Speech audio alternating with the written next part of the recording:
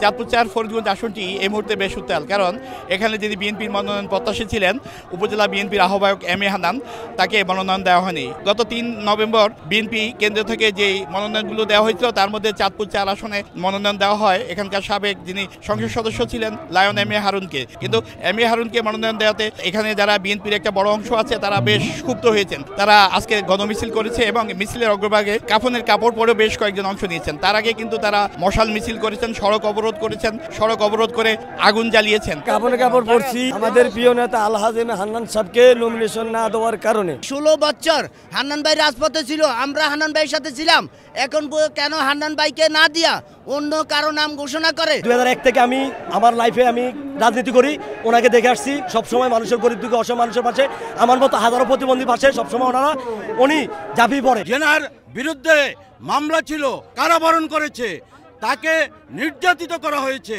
তাকে মনোনয়ন না দেওয়ার পরিপ্রেক্ষিতে আমাদের আজকে এই আন্দোলন। ওনার নমিনেশন পাওয়ার জন্য আজকে আমাদের এই গণমিছিল আয়োজন করেছি।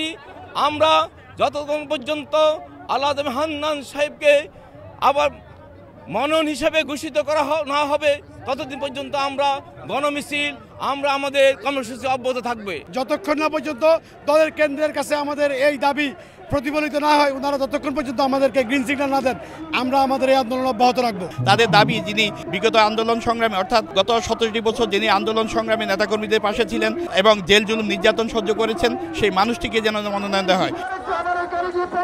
ফারুক আহমদ, সময় সংবাদ, চাঁদপুর।